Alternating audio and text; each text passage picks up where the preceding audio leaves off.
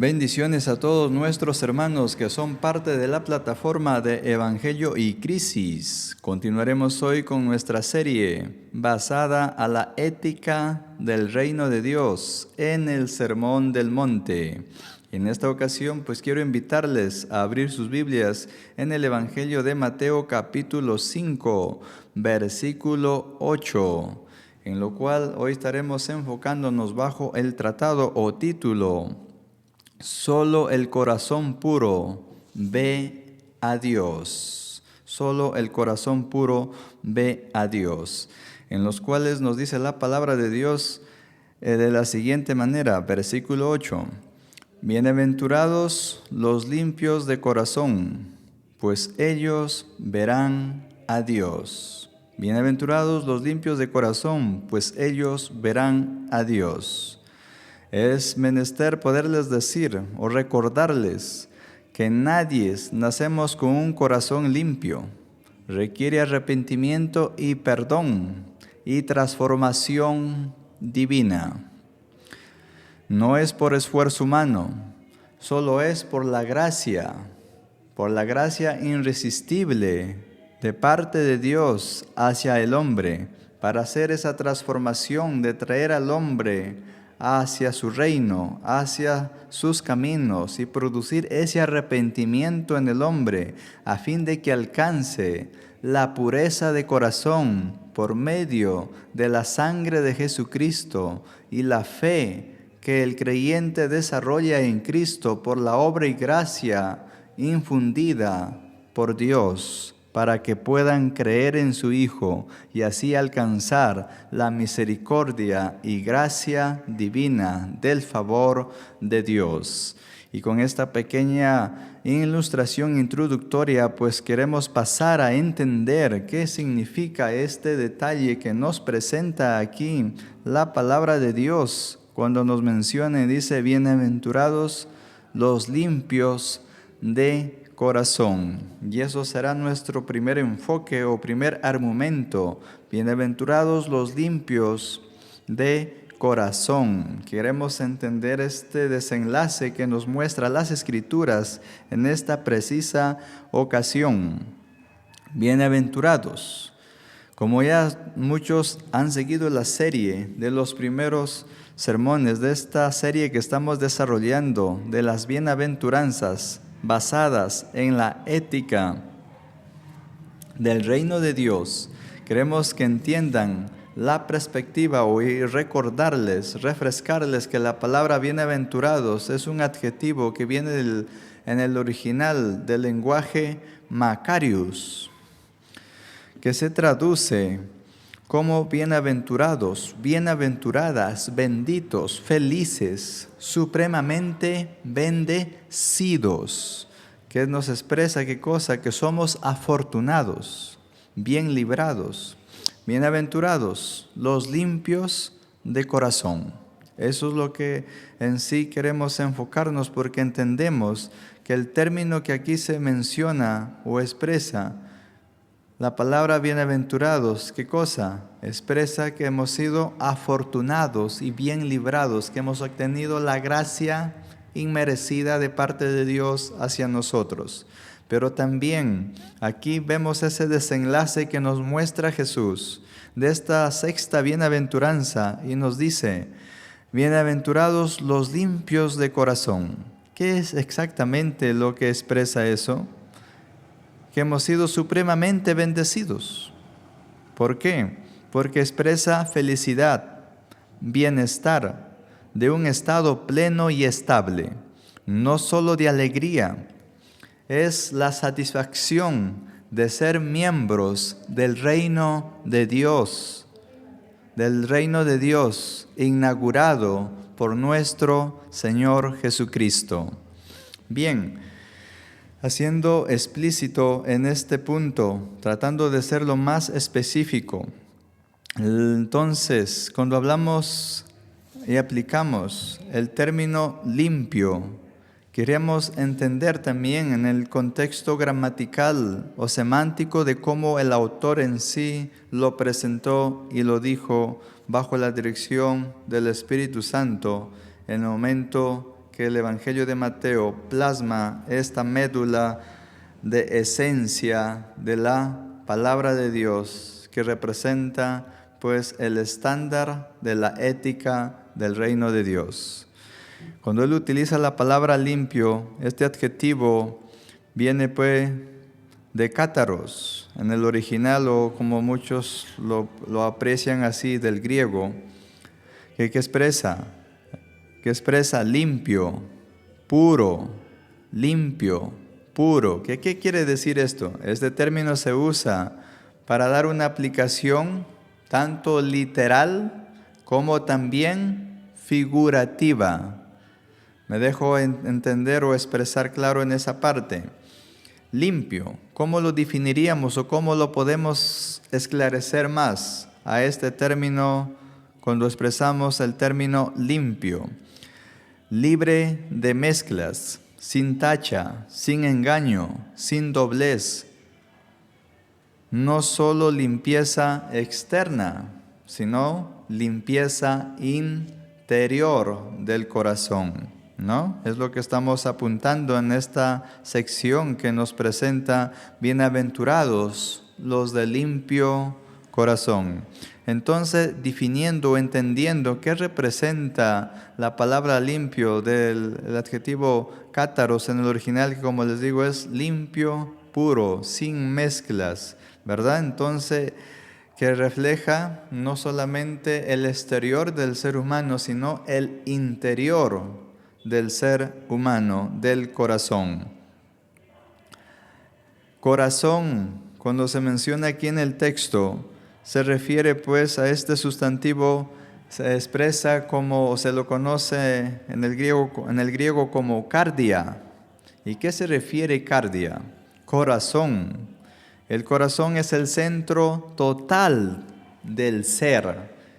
Y claro, cuando hablo del ser me estoy enfocando a los pensamientos, a la voluntad, los deseos, intenciones y afectos que encierran el ser interior del ser humano. Es el centro, más claro, el ser es el centro, no se refiere solo a un corazón físico, sino el ser es el ser total que conforma el hombre. Es más claro, la médula central del ser humano, su potencial que tiene para poder estar en armonía o comunión con Dios, o puede ese potencial estar en plena rotura o alejamiento de su vida ante Dios, por la consecuencia que ya entendemos que nadie nacemos con un corazón puro, con un corazón limpio, porque todos hemos nacido como seres expulsados del huerto de Dios. Nacimos como expulsados, exiliados del paraíso de Dios. Y la única manera de poder ingresar, retornar o volver a ingresar al reino de Dios o al estado del reino de Dios es justamente mediante la persona de Jesucristo. Jesucristo es el único camino, la única puerta, la única entrada para que podamos ser reconciliados con el Padre. Es quien permite esa reconciliación o reencuentro con Dios nuevamente en nuestra vida.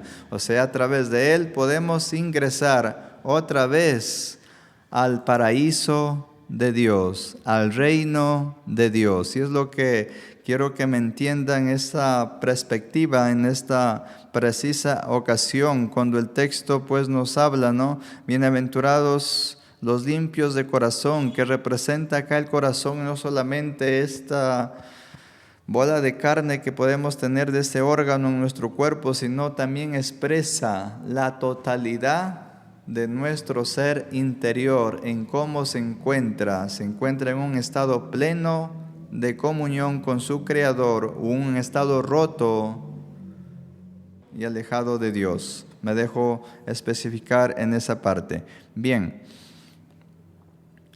Verán, cuando se usa, dice, ¿no? Verán, el término verán es el término jarao, en el original, el término jarao, que quiere decir mirar, percibir, es prestar atención, experimentar, discernir claramente, físicamente o mentalmente. Entonces, redefiniendo, verán implica contemplar, percibir, experimentar intimidad, no solo vista física, sino un encuentro real. La pureza de corazón. ¿Qué representa la pureza de corazón? El texto aquí nos dice, bienaventurados los limpios de corazón.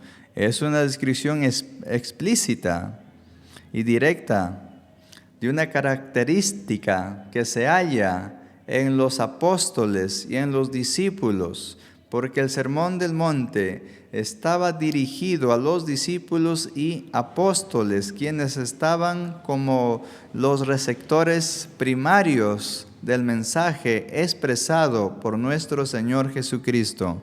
¿Y eso qué quiere decir? Que es una representación gráfica para todos los tiempos para la iglesia. No quiere decir que solamente era la ética para los apóstoles y discípulos de aquellos días, sino es la ética del estándar de cómo en sí deben ser los ciudadanos que conforman el reino de Dios. Y en esta precisa ocasión vemos este desenlace que nos presenta, ¿no? Bienaventurados los limpios de corazón. Entonces, ¿qué representa la pureza de corazón? Implica honestidad, implica sinceridad, implica integridad. No solo se trata de ritos o apariencias, sino que se trata, ¿qué cosa? De las intenciones, de los pensamientos o motivaciones sinceras, sin hipocresía ni doblez. Viendo este desenlace o este patrón que estamos observando acerca de las palabras que nos encierra aquí Jesús en toda esta enseñanza, vemos toda su profundidad y riqueza que luego nos menciona y nos dice que esa es la condición para ver y conocer a Dios, porque el texto dice bien claro, ver a Dios. Los limpios de corazón verán a Dios. ¿Qué significa ver a Dios? Ver significa tener comunión. ¿Mediante qué cosa? El acercamiento que podamos a tener por medio de la fe en Jesucristo.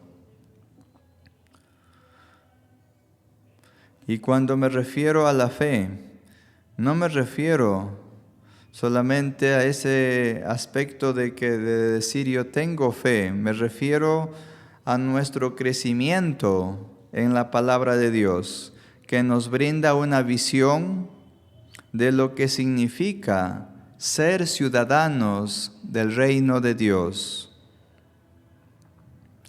Ser ciudadanos del reino de Dios, no en un precepto de esperar un futuro escatológico, sino de ser ciudadanos y participantes de la ciudadanía de Dios que nos ha dado, que ser ciudadanos de su reino desde aquí y desde ahora mismo, como lo fue dirigido a los discípulos y a los apóstoles en esa precisa ocasión.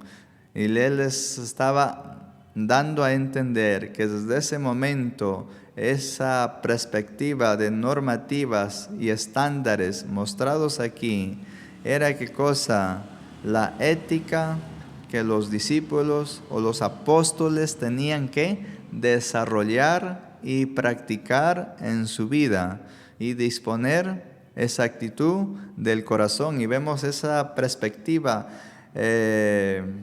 sincronizada que es para todos los tiempos y para todas las épocas dirigida a la iglesia. Bien,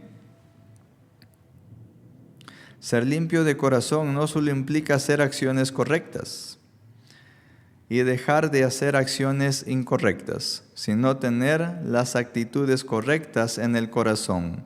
Un corazón limpio representa ¿qué cosa? Esa actitud de comunión y seguridad de ser partes del reino de Dios desde ahora. Más específicamente, desde ahora ya somos o ya estamos viviendo la vida eterna y debemos vivir ese gozo y esa plenitud como verdaderos hijos de Dios, como verdaderos creyentes de que ya somos parte del reino y que somos participantes de los beneficios de esa gracia otorgada y por ese rey y ese legislador que nos ha dado. Y una de las condiciones que Él nos pide y nos exige que para poder ver a Dios nos demanda de limpieza de corazón. Jesús apunta en esta ocasión a la intención y motivación del corazón del hombre, que las acciones que realicemos tienen que estar en armonía con nuestra disposición interior, actitudes y motivaciones.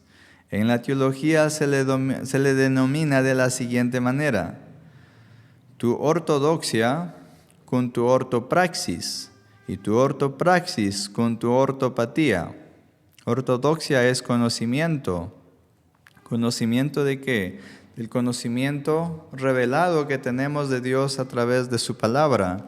La ortopraxis, ese conocimiento llevado a la vida práctica. Y la ortopatía, la disposición de corazón.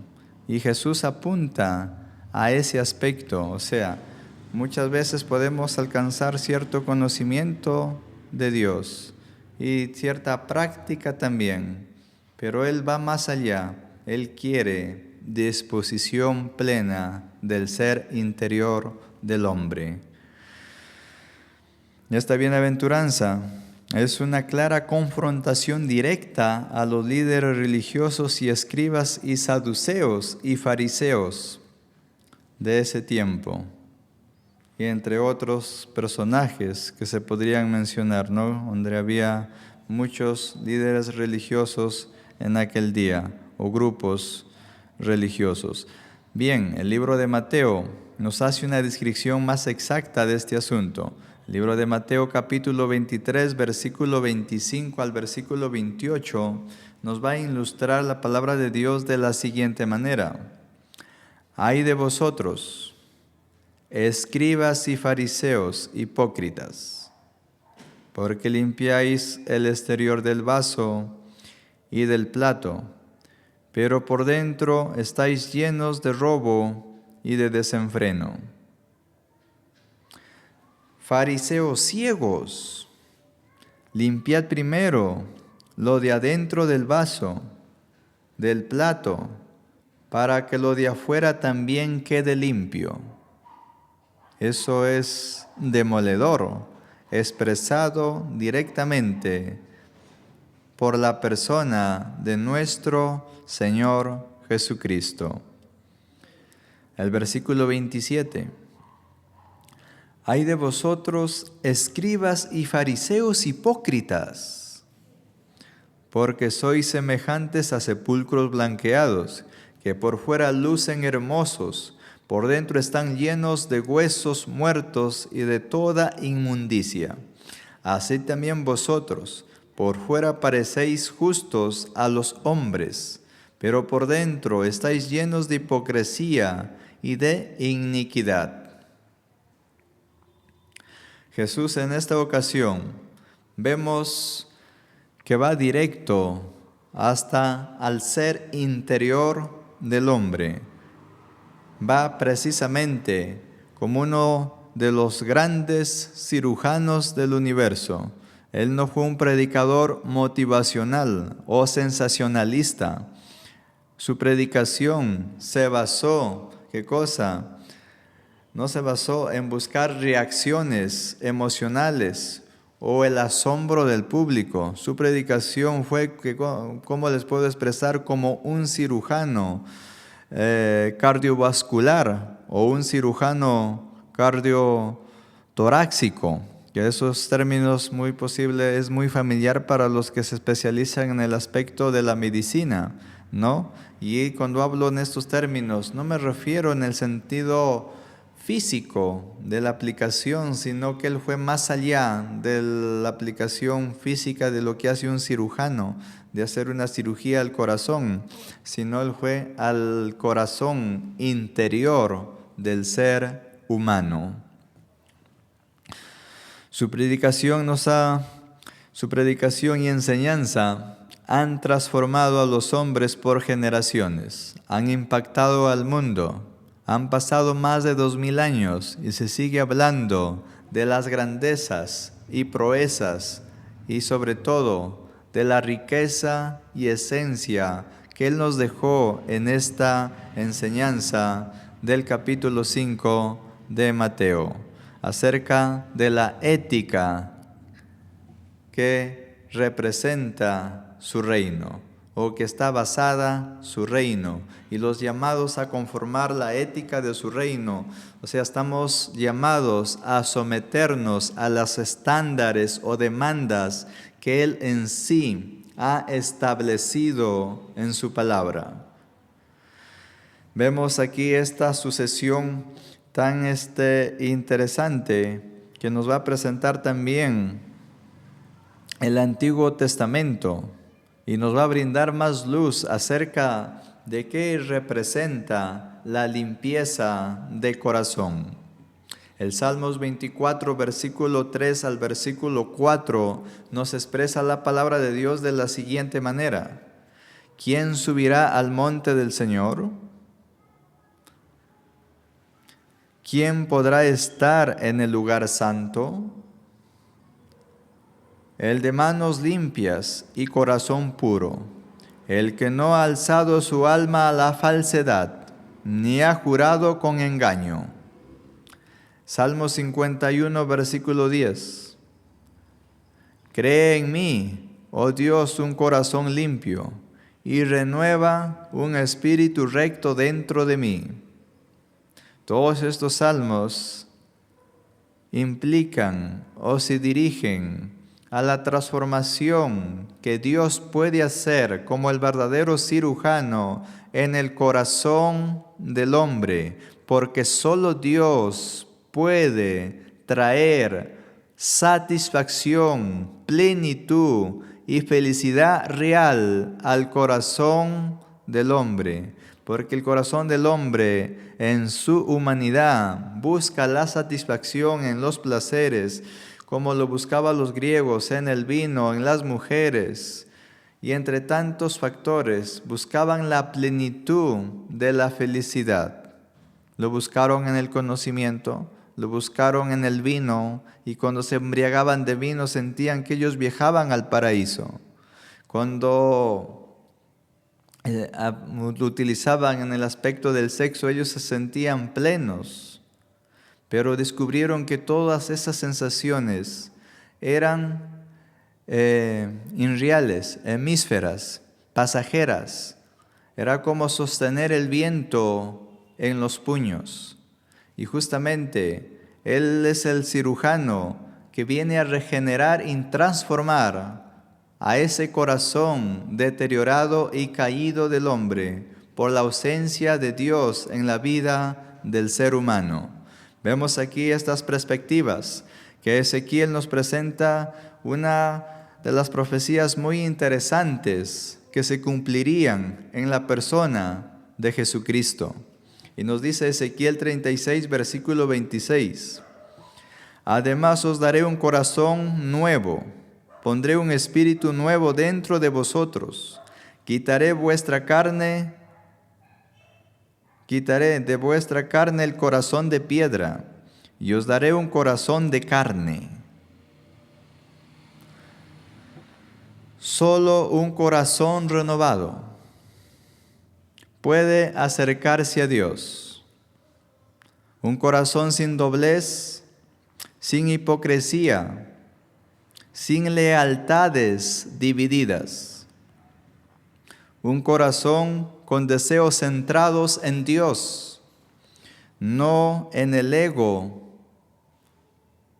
o en el brillo del aplauso y la ovación que nos pueda dar el mundo.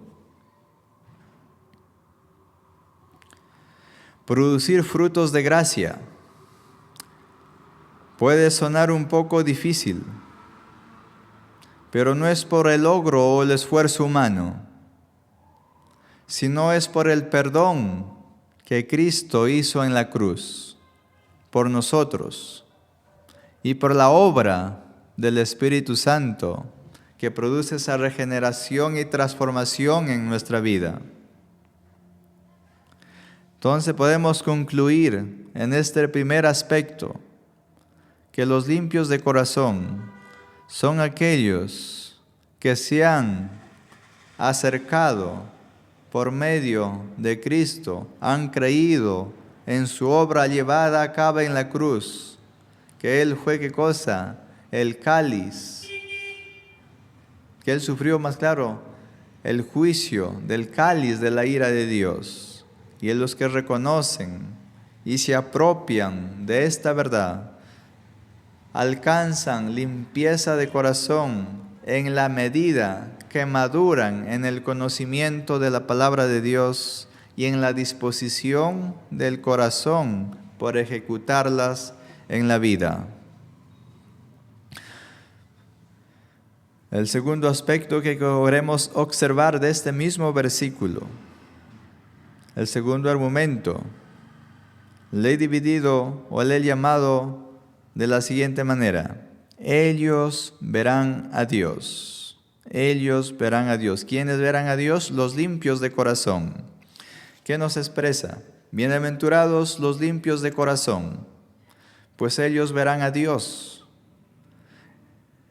La recompensa presentada en esta sexta bienaventuranza parece la mejor de todas, porque tiene una característica que es excelsa, muy elevada, eminente o de singular excelencia. Ellos verán a Dios primeramente y primariamente. Dios es un espíritu y su esencia es divina e invisible. Y eso lo podemos comprobar o demostrar a través de las Escrituras.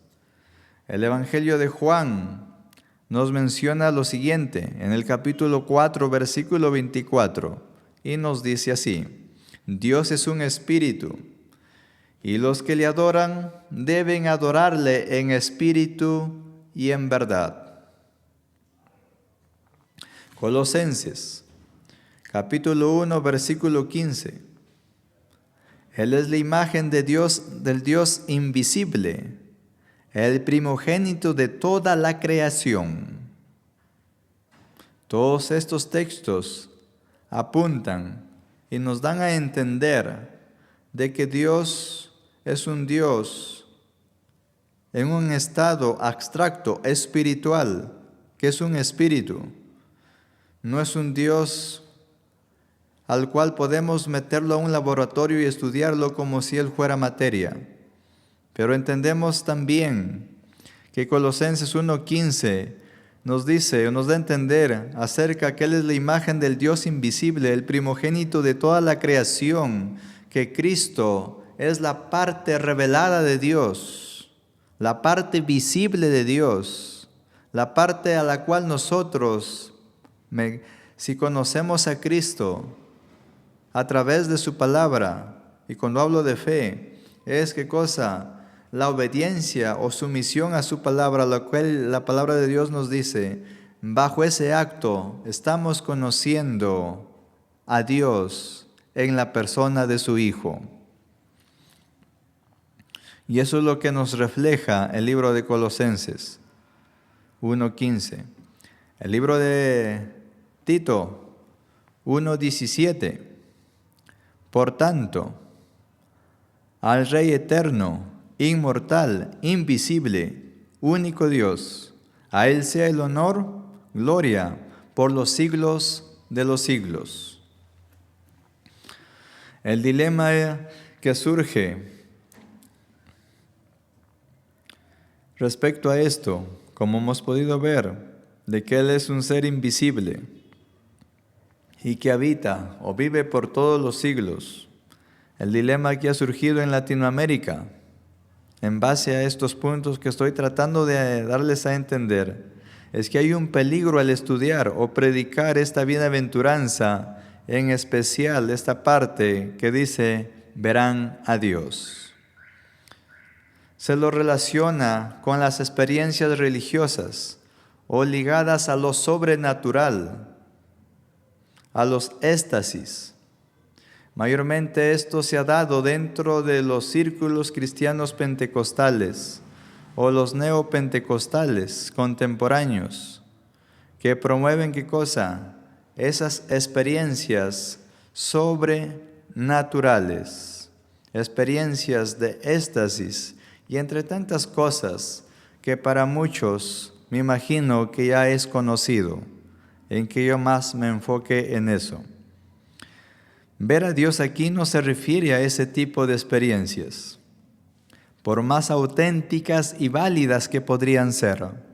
Aquí la palabra de Dios, primeramente, el texto aquí se refiere directamente al conocimiento del Dios revelado, a quien podemos tener intimidad, ¿por medio de qué? De la revelación de su palabra que nos ha sido dada y ha sido completada. Y no hay más revelaciones por añadirle o nuevas profecías que confirmen de que hay otro escrito más, porque todo ya ha sido canonizado de acuerdo al plan soberano de Dios. Y así Él se ha dado a conocer por medio de su palabra, de su Hijo, que hace 2000 años se hizo hombre y habitó entre los hombres y completó toda la plenitud de toda revelación acerca de Dios. Y Él es quien se dio a conocer y a quien podemos ver y contemplar. Y quienes verdaderamente lo contemplaron, lo conocieron y lo vieron, fueron los apóstoles y sus discípulos que verdaderamente entendieron que Él era el Hijo de Dios.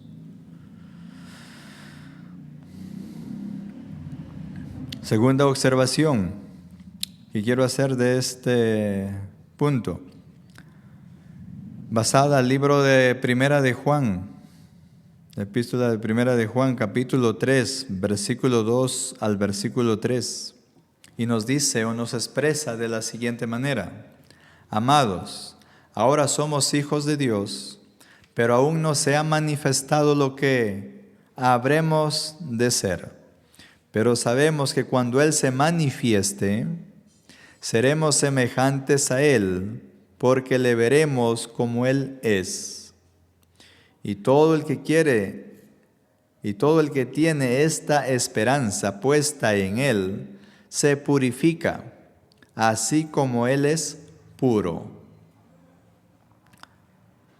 Tiene un principio escatológico y también una convergencia o alineación o sincronía con la pureza de corazón y la visión de Dios. ¿Acerca de qué? De que los limpios de corazón verán a Dios. Ese es el enfoque que nos presenta este versículo. ¿Tiene un principio escatológico? Sí.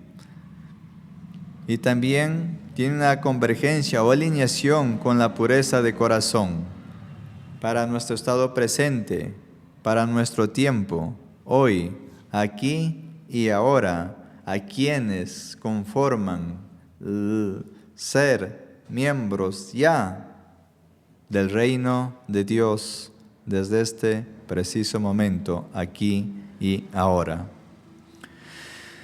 Conclusiones que les puedo dar respecto a esta sexta bienaventuranza. acerca de quienes verán a Dios. Los limpios de corazón. Conclusiones que puedo llegar y concluir. El mundo premia la apariencia. Dios premia más allá de nuestra apariencia exterior. Él evalúa el corazón del hombre.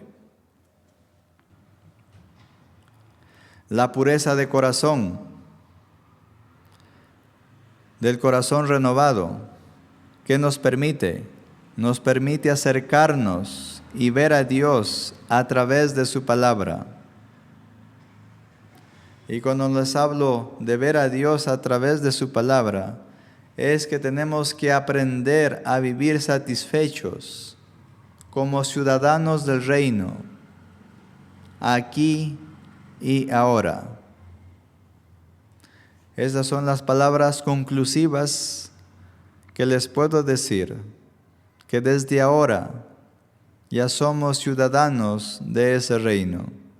Y a medida que nosotros crecemos en nuestra fe y nos apasionamos por enriquecernos de la belleza mostrada en las Escrituras, entenderemos el carácter de Dios.